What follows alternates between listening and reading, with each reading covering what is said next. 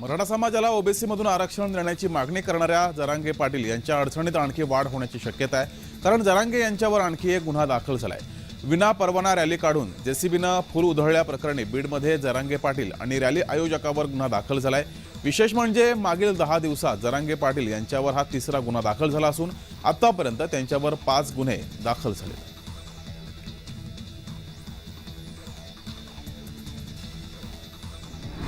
रेणुका सूतगिरणी कर्ज आर्थिक फसवणूक प्रकरणी न्यायालयीन कोठडीत असलेले शिवसेना उपनेते अद्वै हिरे यांच्या जामिनावर बुधवारी सुनावणी होऊ शकली नाही। मालेगाव अप्पर सत्र न्यायालयात हिरे यांनी जामिनासाठी अर्ज दाखल केला होता। 4 मार्च रोजी झालेल्या सुनावणीला पोलीस तपास अधिकारीच गैरहजर राहिल्यानं बुधवारी सुनावणी झाली नाही। अद्वै हिरे यांच्या जामिनावर गुरुवारी सुनावणी होणार आहे।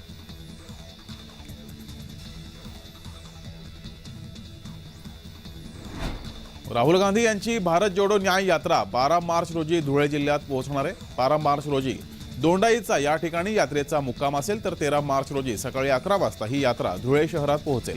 भारत जोडो न्याय यात्रेच्या नियोजनासाठी काँग्रेसचे प्रदेशाध्यक्ष नाना पटोले यांच्या उपस्थितीमध्ये धुळ्यात आढावा बैठक पार पडली।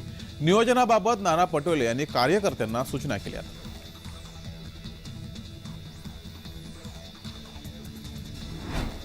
हिंगोली जिल्ह्यातल्या वसमत तालुक्यातील पूर्णा सहकारी साखर कारखाना परिसरामध्ये स्वाभिमानी शेतकरी संघटनेचे 2 पदाधिकारी हे विविध मागण्या घेत आमरण उपोषण करतायत। जोपर्यंत मागण्या पूर्ण होणार नाही तोपर्यंत आम्ही उपोषणावरून उठणार नाही, हटणार नाही असा पवित्रा घेत या शेतकरी संघटनेच्या पदाधिकाऱ्यांनी असा हा पवित्रा घेतलाय।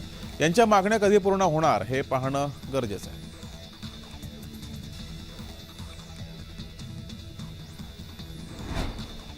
तारकर्ली समुद्रकिनारा जगभरातील पर्यटकांच्या पसंतीचं ठिकाण आता रेड झोन होणार असल्यानं तारकर्ली ग्रामस्थ आक्रमक झालेत।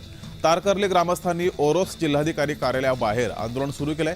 बंदर विभागाच्या अधिकाऱ्याने तारकर्ली समुद्रकिनारा रेड झोन असल्याचं ग्रामस्थांना सांगितलं। त्यामुळे पर्यटन व्यावसायिक आणि ग्रामस्थ ओरोस जिल्हाधिकारी कार्यालयासमोर आंदोलन करतायत।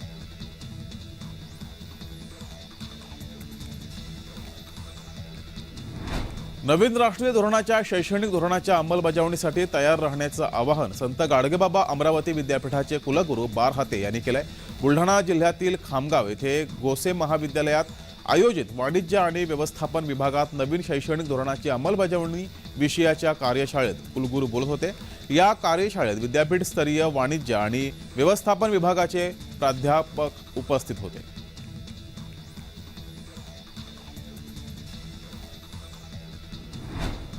गोंदिया जिल्ह्यातील वातावरणात मंगळवारपासून बदल झालाय। बुधवारी संध्याकाळच्या सुमारास वादळी वाऱ्यासह अवकाळी पावसानं गोंदिया जिल्ह्यात शहरासह ग्रामीण भागातही हजेरी लावली। 10 ते 15 मिनिट झालेल्या पावसाचा रब्बी हंगामातील पिकांना फटका बसलाय। सध्या रब्बी हंगामातील गहू आणि हरभरा या पिकांची कापणी सुरू आहे। बऱ्याच शेतकऱ्यांच्या शेतातील गहू कापणी करून ठेवली आहे तर हरभरा सुद्धा शेतामध्ये पडलाय। याला अवकाळी पावसाचा फटका बसल्यानं गहू आणि हरभरा काळा पडण्याची चिंता शेतकऱ्यांना सतावती आहे।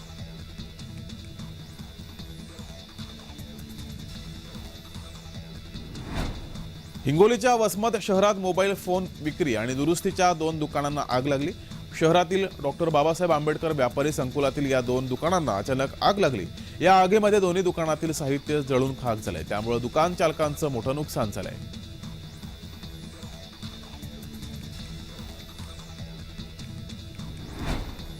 दहा जानेवारी 2024च्या महाराष्ट्र विधानसभा अध्यक्षांच्या निर्णयाला आव्हान देणाऱ्या उद्धव ठाकरे यांच्या नेतृत्वाखालील शिवसेनेच्या याचिकेवर सर्वोच्च न्यायालयात गुरुवारी सुनावणी होणार आहे। मुख्यमंत्री एकनाथ शिंदे आणि इतर आमदारांविरुद्ध दाखल केलेल्या अपात्रता याचिकेवर सर्वोच्च न्यायालयात सुनावणी पार पडणार आहे। सरन्यायाधीश DY चंद्रचूड यांच्या नेतृत्वाखालील खंडपीठासमोर या प्रकरणाची सुनावणी पार पडेल।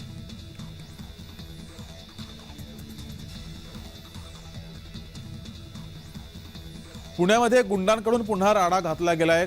कोयते तलवारीनं 3 जणांवर हल्ला केला गेलाय। 10 जणांच्या टोळक्यानं हल्ला केलाय। पुण्यातील सिंहगड रस्ता परिसरातील ही घटना आहे। भर रस्त्यावर घडलेल्या घटनेनं परिसरात दहशतीचं वातावरण निर्माण झालंय। बुधवारी रात्रीची ही घटना CCTV कॅमेऱ्यात कैद झाली आहे।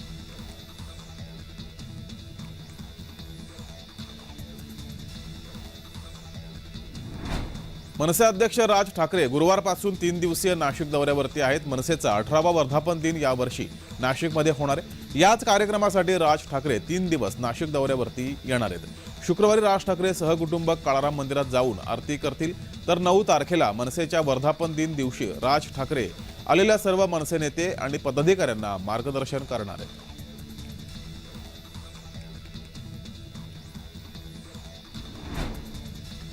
नागपुरातील राज्य सरकारच्या प्रादेशिक अंडी उबवणी केंद्रात हजारो कोंबड्यांना बर्ड फ्लूचं संक्रमण झाल्याचं समोर आलंय. राज्य सरकारच्या प्रादेशिक अंडी उबवणी केंद्रामधील पोल्ट्री फार्मवर बर्ड फ्लूचा उद्रेक होऊन गेल्या काही दिवसात रोज शेकडो कोंबड्यांचा मृत्यू होत असल्याची धक्कादायक बाब समोर आली आहे. त्यानंतर पशुसंवर्धन विभाग अलर्ट मोडवर आले. या संबंधित योग्य ती काळजी करून पशुसंवर्धन विभागाच्या वतीनं योग्य ती काळजी घेतली जाते. नियमानुसार संबंधित पोल्ट्री फार्मच्या 1 किलोमीटरचा परिसर बाधित क्षेत्र तर 10 किलोमीटरचा परिसर निगराणी क्षेत्र म्हणून जाहीर केला गेला आहे.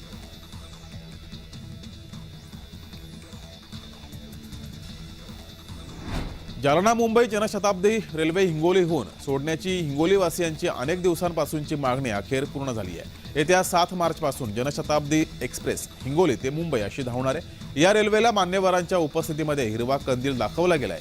नांदेड रेल्वे विभागाकडून या संदर्भात अधिकची माहिती सुद्धा दिली गेली आहे.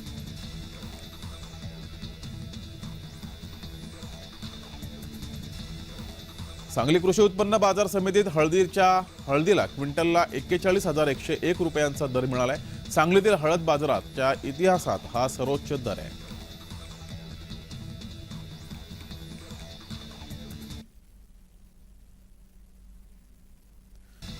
यंदाच्या ऑस्कर पुरस्कार सोहळ्याची भारतीयांमध्ये सुद्धा फार उत्सुकता आहे. 10 मार्च 2024 रोजी ऑस्कर पुरस्काराचं आयोजन केलं गेलंय.